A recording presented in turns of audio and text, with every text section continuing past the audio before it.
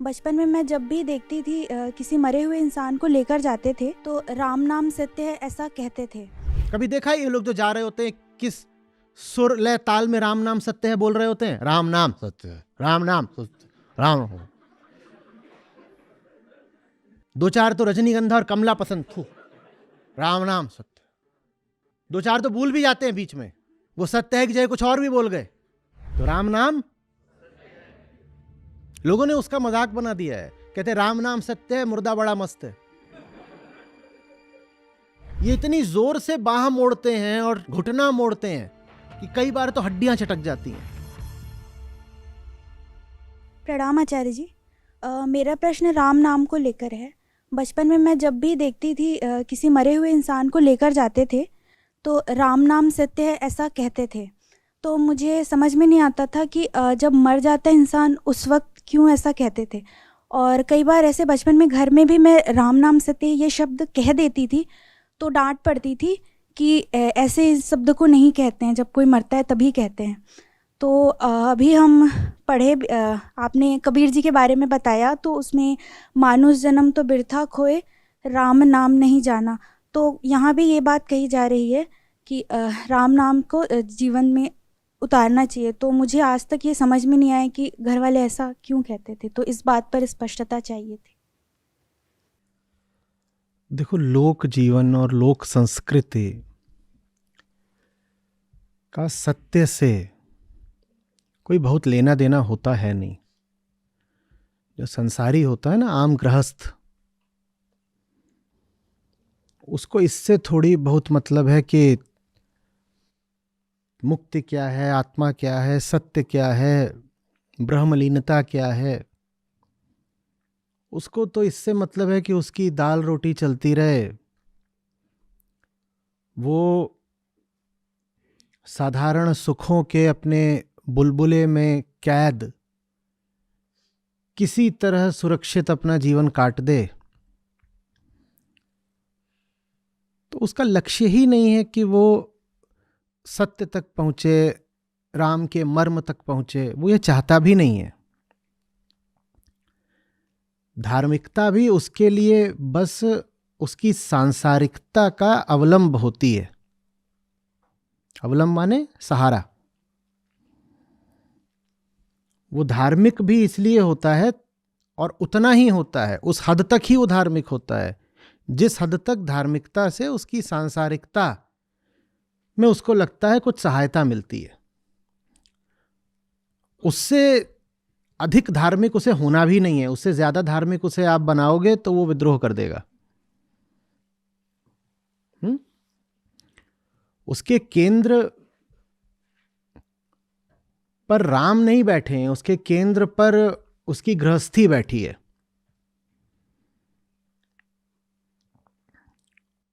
उससे पूछा जाएगा कि किसको छोड़ोगे, घर को कि राम को, तो उसे बहुत सोचना नहीं पड़ेगा। वो तुरंत कह देगा साहब घर तो नहीं छोड़ेंगे। घर माने जो उसने पूरा अपना घोंसला बना रखा है और पूरी अपनी उसने भौतिक मानसिक दुनिया तैयार कर रखी है, वो घर। तो हमने कहा कि धार्मिकता भी उसके लिए बस एक सहारे की तरह होती है कि चलो हमारी सांसारिकता के किसी काम आ जाएगी धार्मिकता।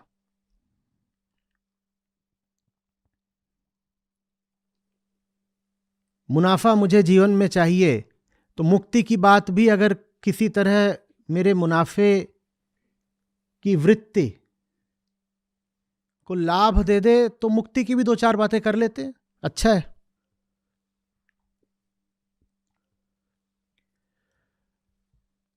तो फिर राम नाम सत्य है वो इसीलिए बोलता है।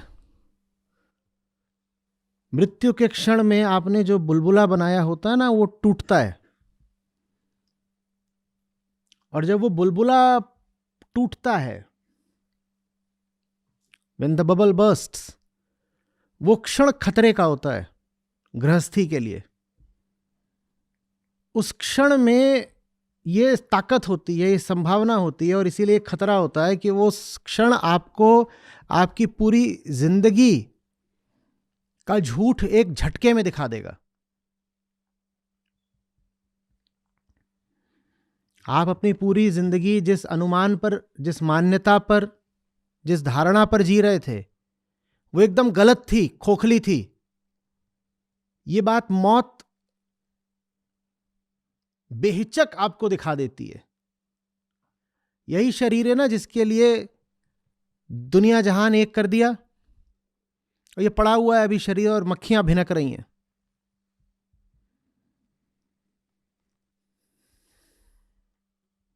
इसी शरीर की रक्षा के लिए क्या क्या किया करते थे ना, अभी जमीन पर पड़ा हुआ है और अब फूकने जा रहा है। और जिनके लिए पूरा जन्म लगा दिया वही फूकने ले जा रहे हैं। और जो प्रेम के मारे तुम्हारे शरीर पर हर समय लौटते रहते थे, कभी तुम्हारी छाती से चिपकते थे, कभी बांह पकड़ते थे, वो अभी तुम्हें ठीक से छूना भी नहीं चाहते, क्योंकि लाश गंधाने लगी है। तो पूरा जीवन आपने जिस आधार पे जिया है, मृत्यु उस क्षण में उस आधार के लिए बड़ा भारी घात बन जाती है। मौत को अगर कोई ठीक से देख ले तो वैसे फिर जी नहीं पाएगा जैसे वो आज तक जीता आया है। तो साधारण गृहस्थ को मौत से बड़ा बचना पड़ता है, मौत के क्षण में उसे बड़ा पाखंड करना पड़ता है, ताकि उसका साधारण संसार, साधारण गृहस्थी यथावत चलती रहे। नहीं तो मौत तो तमाचा है,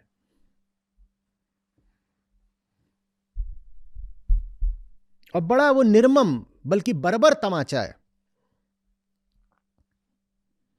कोई जरा सी खरोच मार देता था चेहरे पे, तुम थप्पड़ मार देते थे उसको। खरोच कैसे मार दी तूने? सुख सारे देह के होते हैं, जिसको आप मानसिक वृत्तियां बोलते हो वो भी देह के रसायनों से ही उठती हैं। सब सुखों के लिए तुमने दुनिया में आग लगाने में कोई कसर नहीं छोड़ी, और वो देह ये पड़ी हुई है ऐसे।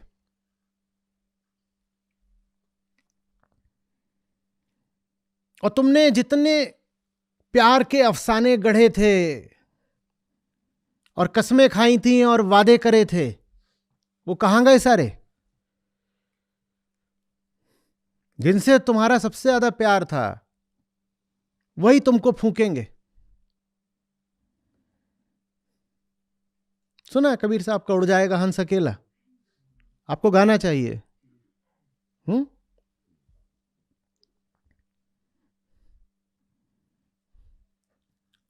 तो मौत दिखा देती है बस ये नहीं कि इस क्षण शरीर निष्प्राण हो गया, बल्कि ये कि तुमने पूरा जीवन ही बहुत गलत जिया था। सब कुछ देह के आधार पर ही तो किया था। साथी भी कैसे चुना था जिसकी देह अच्छी लग रही थी। कोई तुमसे पूछे कि घर में कौन कौन है, तो तुम बता देते थे घर में देहें कितनी है। यही तो गिनते हो ना, घर में कितनी देहें हैं। तो देह तो ये रही।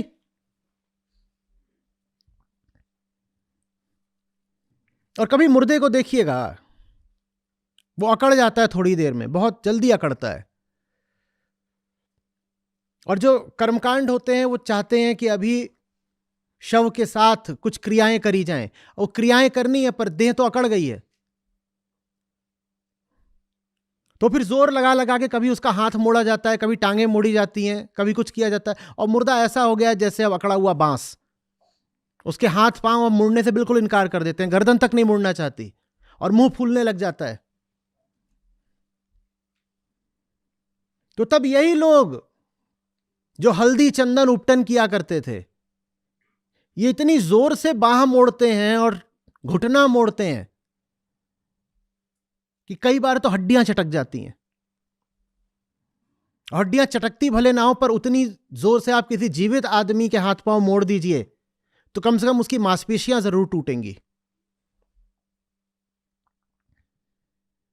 उसको स्नान कराया जाता है, उसके कपड़े लत्ते बदले जाते हैं। कभी देखिएगा कैसे स्नान कराते हैं, और देखिएगा कि जब वो जीवित था तब कैसे स्नान कराते थे। ये देह की हकीकत। कभी देखिए कपड़े भी उसको कैसे पहनाते हैं, बस ऐसे पहना देते हैं कि हो गया, लगे कि पहन लिया, अब जल तो जाना ही है, कपड़ा क्या पहनाना है बहुत।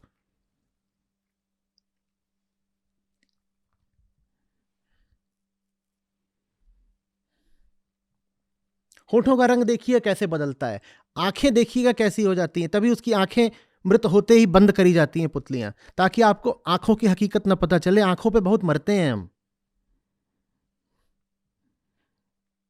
आंखों को ढक सकते हो पलकों से, होठों को कैसे ढकोगे? होठों को देखना कैसे बेरंग हो जाते हैं, बस कुछ घंटे लगते हैं, कई बार 2 घंटे भी नहीं लगते। ये प्यारे गुलाबी होंठ काले पड़ जाते हैं, देखने का मन नहीं करता। जवान आदमी की भी लाश पड़ी हो तो भी वो ऐसा हो जाता है कि आपको डर लगे।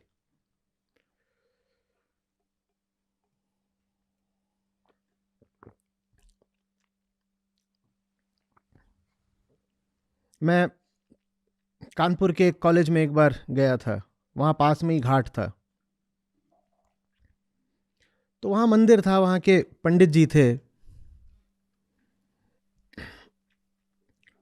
उनका बड़ा स्नेह था मुझ पर। मैं उधर जब भी जाऊं उनसे मिला करता था, तो वो अपने तरीके से मुझसे बातें करें, मैं उनसे बातें करूं, बैठते थे। तो उस दिन उनसे मिलने गया, सुबह सुबह का वक्त था, अभी वो आए नहीं थे, तो मैं वहीं बैठ गया। वहाँ घाट पर देखता हूँ नीचे वहाँ पर एक लाश अटकी हुई है, और एकदम जवान आदमी, कम से कम 6 फुट का। बहुत देर तक मैं उस लाश को देखता रहा। मेरे साथ जो थे उन्होंने वीडियो भी बना लिया। आधे घंटे की बात करी है मैंने उसमें। यहाँ बगल में लाश पड़ी हुई है, किसी ने उसको बहा दिया था गंगा में, यूं ही। ऐसा किया जाता है कई बार, जलाते नहीं है, बस बहा देते हैं। वहां पड़ी हुई थी, बस उसके पेट से थोड़ा सा आंतें बाहर आ गई थी, किसी मछली वगैरह ने पेट काट दिया था तो आंतें बाहर आ गई थी। बाकी वो मजबूत चौड़ा आदमी। और मैं उसको देख के सोच रहा था इसके कैसे कैसे अरमान रहे होंगे। ये नौकरी की तलाश में होगा या शायद नौकरी करता होगा, ये पत्नी की तलाश में होगा या शायद प्रेम करता होगा।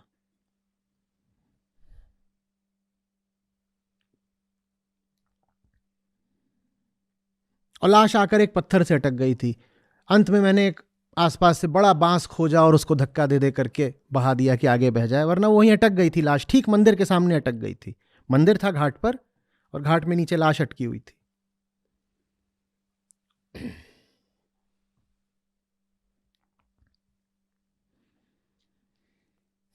वो वीडियो था, वो संस्था ने प्रकाशित भी कर दिया था। लोगों को बड़ी आपत्ति हो गई, बोले भयानक है, हम देखना नहीं चाहते, तो फिर हमने उसको हटा दिया था। बहुत सालों तक वो रहा। उसका शीर्षक था मरण न जाने कोय।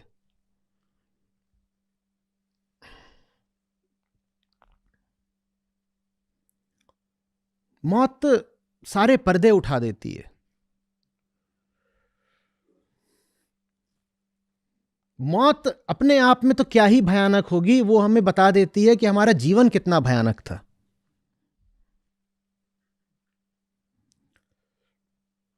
व्यर्थ। वो सारी बातें जो आपको सत्य लगी थी जीवन भर, मौत बता देती है वो झूठ थी।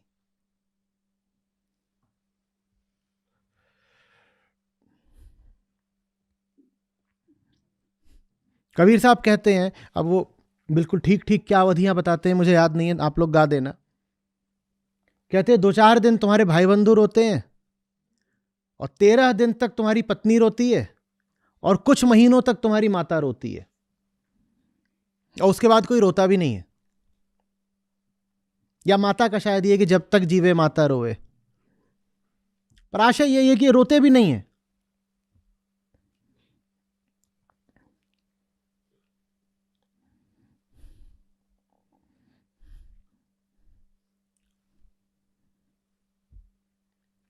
आपकी जो सबसे पसंदीदा गाड़ी होगी,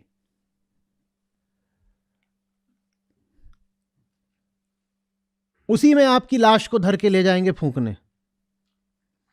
और अगर वो इतनी बड़ी नहीं है तो ये लो एक और अपमान की बात, अपनी ही गाड़ी में अंतिम यात्रा भी नहीं कर सकते।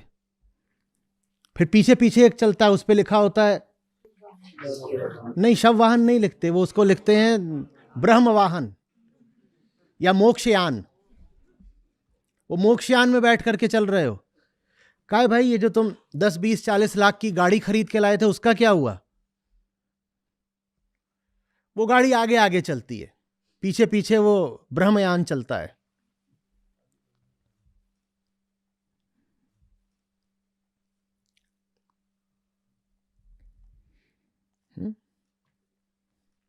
और जब खरीदने गए थे बोले नहीं कैप्टन सीट चाहिए, कैप्टन सीट्स।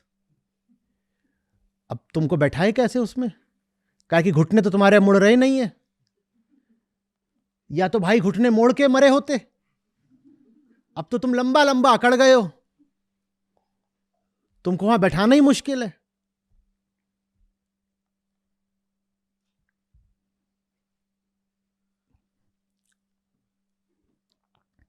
तो फिर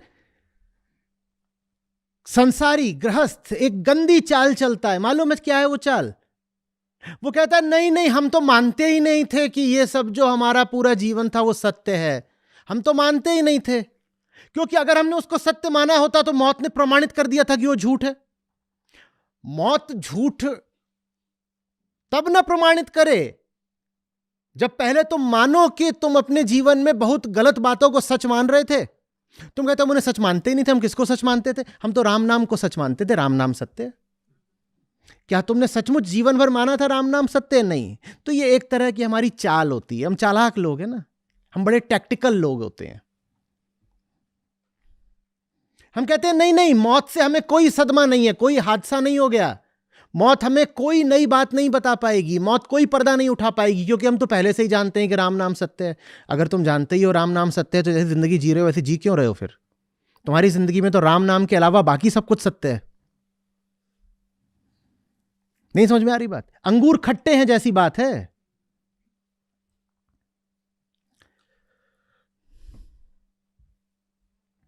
ऐसी सी बात है। मुझे रसगुल्ला बहुत पसंद है,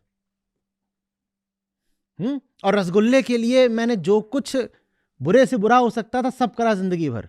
इशारा समझ रहे हो ना? रसगुल्ले के लिए सब बुरे से बुरा करा,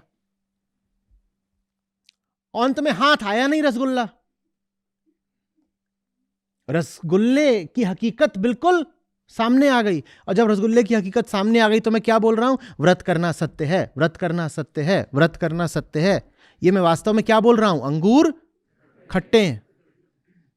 अगर व्रत करना सत्य है तो जीवन भर तुम रसगुल्ले के पीछे काहे को भागे थे? अगर राम नाम सत्य है तो जीवन भर संसार के पीछे क्यों भागे थे? तो ये हमारी चाल है, बचकानी चाल।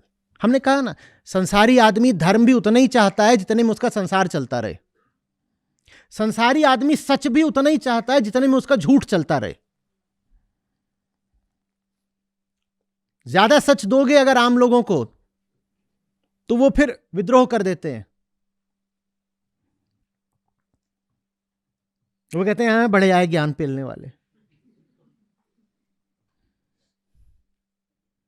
सच दो इतना कि सांत्वना बनी रहे, सच दो इतना कि जब दुख का क्षण आए तो हम टूट ना जाएं। तो दुख हम पर बेअसर हो जाता है, क्योंकि दुख का सार्थक उपयोग ही यही है कि दुख हमें तोड़ जाए। यही है ना, कि दुख हमें दिखा जाए कि हम कितना भ्रष्ट और निरर्थक जीवन जी रहे हैं। दुख इसीलिए होता है। पर हम दुख के क्षण को बेअसर कर देते हैं, अपने ऊपर निष्प्रभावी बिल्कुल राम का नाम लेके। दुख में सुमिरन सब करें, ये चाल है हमारी। दुख में सुमिरन सब करें। उससे क्या होता है कि दुख जो है वो थोड़ा सा कम अनुभव होता है, सांत्वना मिल जाती है। और दुख जब कम अनुभव होता है तो दुख फिर हमें तोड़ नहीं पाता, अहंकार बच गया। दुख अगर हमें तोड़ ही जाए तो अहंकार टूट गया ना, मुक्ति मिल जाएगी। दुख अगर हमें टूट जाए, पर दुख हमें तोड़ नहीं पाता। हम दुख के क्षण में क्या कर लेते हैं? घंटे घड़ियाल बजा लेंगे, मंदिर हो आएंगे, राम का नाम ले लेंगे, स्मरण कर लेंगे, कथा करा लेंगे, और ऊंची ऊंची धार्मिक बातें करनी शुरू कर देंगे। जान लगा के दौड़ेंगे रसगुल्ला पाने को, और जब रसगुल्ला मिला नहीं तो हाथ मलते मलते बोलेंगे सब मोह माया है वत्स। सब मोह माया है वत्स, तो ताऊ जी दौड़ काहे लगाई इतनी? दौड़ लगाते समय क्यों नहीं बोले सब मोह माया है? तो इसीलिए फिर बहुत लोगों ने कहा कि लूजर्स का, हरंतों का, हारे हुए लोगों का आश्रय होता है धर्म। और यह बात देखने में भी आती है। हम बोल भी देते हैं हारे को हरिनाम, कि जो लोग जिंदगी की लड़ाइयां, वो लड़ाइयां सब व्यर्थ हैं, पर जो लोग जितना हारते जाते हैं उतना वो जाके धर्म में शरण लेते जाते हैं। धर्म में शरण लेने से उनको उन लड़ाइयों की व्यर्थता नहीं दिख गई। बस इतना हुआ है कि वो कह रहे हैं कि कोई बात नहीं, अरे लड़ाई हार भी गए तो चलो अब अगले रसगुल्ले का पीछा करते हैं। तो सुख में करे न कोई, दुख में सुमिरन कर लिया, पर जैसे ही अगले रसगुल्ले की थोड़ी आहट मिली, खट से उस रसगुल्ले के पीछे फिर से निकल लेंगे।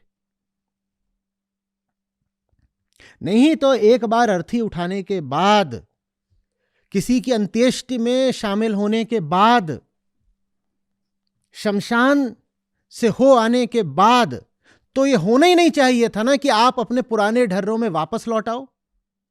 होना चाहिए था क्या? नहीं होता। देख रहे हो झूठ की बाजीगरी, वो सच का भी उपभोग कर लेता है। Ego can consume even the truth. वो ट्रुथ को भी अपने उपभोग, अपने कंजम्पशन की वस्तु बना लेती है। तो राम नाम सत्य है। राम नाम सत्य बोल दोगे। अब राम नाम में बात कुछ ऐसी है कि दुख में बोल दो तो दुख थोड़ी देर के लिए कम हो जाता है, तो दुख का वो क्षण बीत जाएगा बेअसर होकर के। वो क्षण आया था आपको सच्चाई दिखाने के लिए, वो क्षण निष्प्रभावी चला गया, क्योंकि आपने राम नाम का उपयोग कर लिया राम के ही खिलाफ। राम माने सच। तो आप राम को ही न मिल पाओ, इसके लिए आपने राम नाम का इस्तेमाल कर लिया।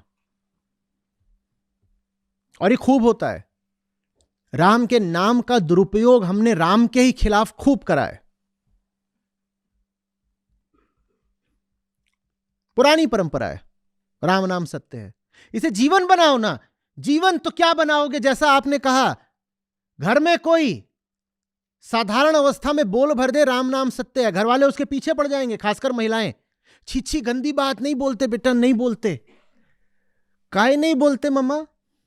राम नाम सत्य नहीं होता क्या? नहीं, वो सिर्फ तब बोलना है जब अंगूर खट्टे हो जाएं। जब तक अंगूर खट्टे नहीं हुए तब तक तो अंगूरों के पीछे दौड़ लगाओ, दौड़ लगाओ, दौड़ लगाओ।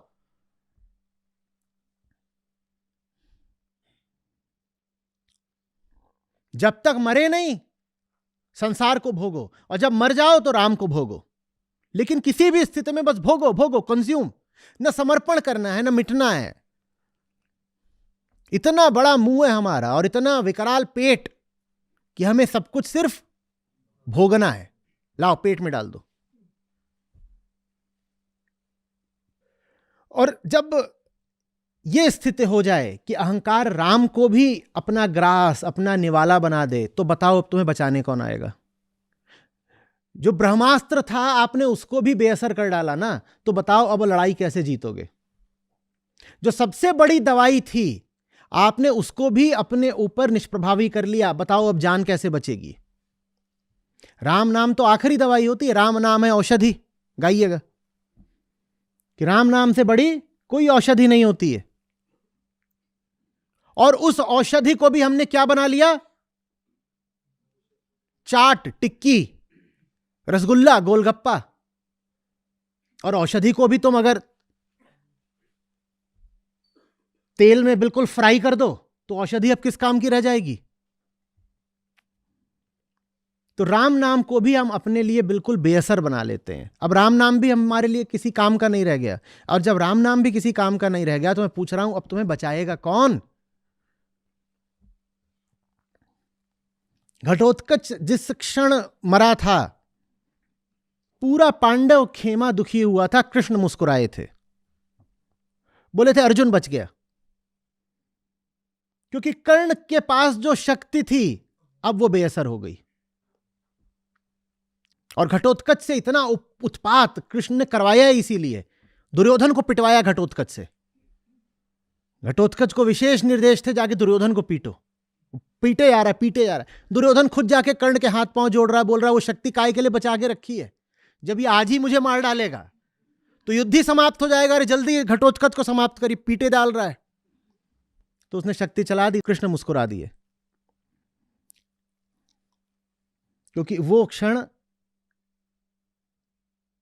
कर्ण की मृत्यु का क्षण था, घटोत्कच की मृत्यु का नहीं। जिस क्षण कर्ण ने अपनी शक्ति चला दी उस क्षण कर्ण की मृत्यु निश्चित हो गई। राम नाम वो शक्ति है, जिस क्षण आपने उसको गलत जगह चला दिया अब आपकी मृत्यु निश्चित हो गई। राम नाम का दुरुपयोग माने जीवन छिन गया आपसे। अब कौन बचाने आएगा? वही तो था जो बचाता।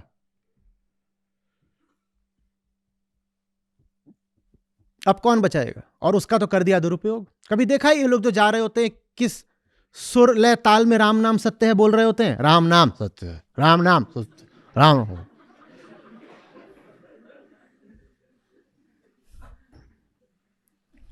दो चार तो रजनीगंधा और कमला पसंद, थू, राम नाम सत्य। दो चार तो भूल भी जाते हैं बीच में, वो सत्य है कि चाहे कुछ और भी बोल गए। खासकर जब यात्रा लंबी हो, गांव गंवई में होता है, क्योंकि वहां रिश्ते ज्यादा निभाए जाते हैं तो पूरा कुनबा इकट्ठा हो जाता है, लंबा चलता। पीछे वाले जब उनको क्या, वो तो भूल ही गए, आगे से चला राम नाम, वो पीछे तक पहुंचता ही नहीं, लंबा जमघट, वो भूल ही गए, कुछ और ही अपना। ये तो सम्मान देते हैं हम राम के नाम को। अब कौन बचाने आए?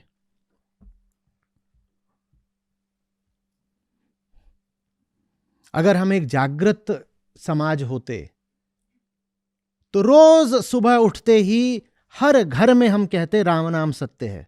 पर आप ये करके देखो। पर मैं चाह रहा हूं कि आप ये करके देखो, करो कि उठो तो बोलो राम नाम सत्य है। आप मरोगे नहीं, अमर हो जाओगे। जिन्हें डर लगता हो ना कि ये बोल देंगे तो अपशकुन हो जाएगा, मैं उनसे कह रहा हूं अमर हो जाओगे, अपशकुन नहीं हो जाएगा। मरते तो रोज रोज इसलिए हो क्योंकि राम याद नहीं रहते। और राम से क्या आशय है मेरा? सत्य, आत्मा, वेदांत का परम। तो राम नाम, लोगों ने उसका मजाक बना दिया है, कहते राम नाम सत्य है, मुर्दा बड़ा मस्त है।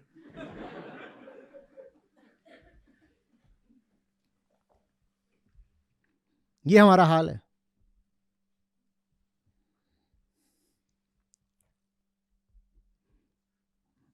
धर्म का दुरुपयोग पूरी दुनिया में हुआ है, पर जिस हद तक भारत में हुआ है उसकी मिसाल नहीं है, क्योंकि हम ज्यादा धार्मिक लोग हैं ना।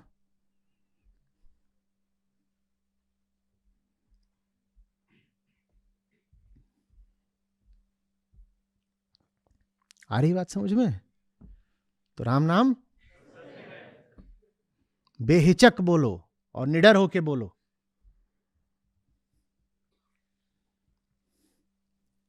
धन्यवाद आचार्य जी। उड़ जाएगा कंस अकेला, यह जग दर्शन का मेला, यह जग दर्शन का मेला। उड़ जाएगा हंस अकेला, उड़ जाएगा हंस अकेला।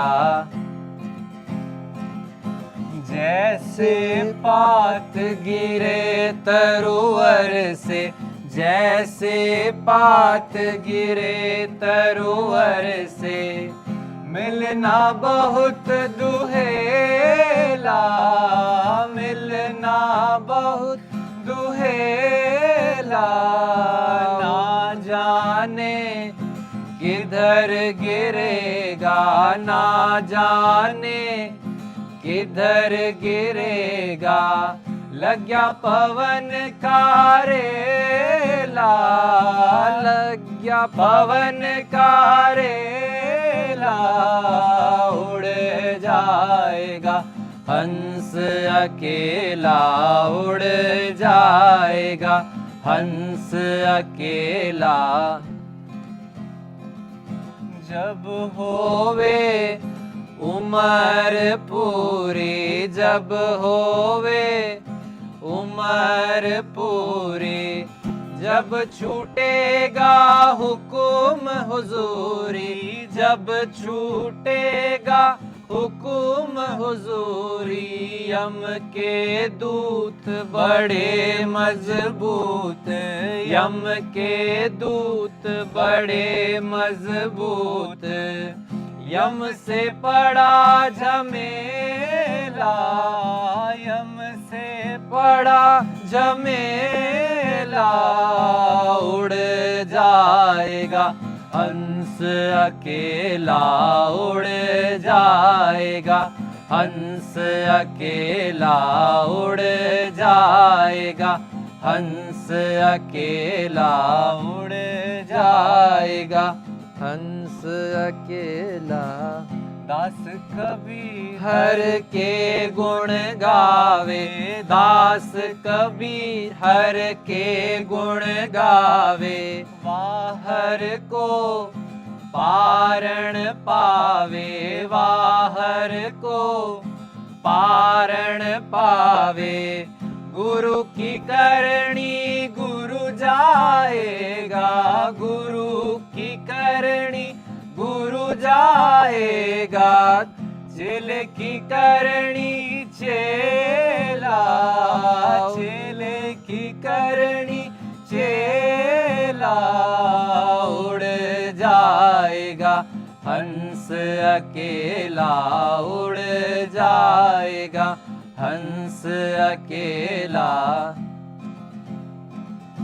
जैसे पात गिरे तरोवर से जैसे पात गिरे तरोवर से मिलना बहुत दुहेला मिलना बहुत दुहेला ना जाने किधर गिरेगा ना जाने किधर गिरेगा लग गया पवन का रेला लग गया पवन का रेला उड़ जाएगा हंस अकेला उड़ जाएगा हंस अकेला उड़ जाएगा हंस अकेला उड़ जाएगा हंस अकेला जब होवे उमर पूरी जब होवे उमर पूरी जब छूटेगा हुकुम हुजूरी जब छूटेगा हुकुम हुजूरी यम के दूत बड़े मजबूत यम के दूत बड़े मजबूत यम से पड़ा झमेला यम से पड़ा झमेला उड़ जाएगा हंस अकेला उड़ जाएगा हंस अकेला उड़ जाएगा हंस अकेला उड़ जाएगा हंस अकेला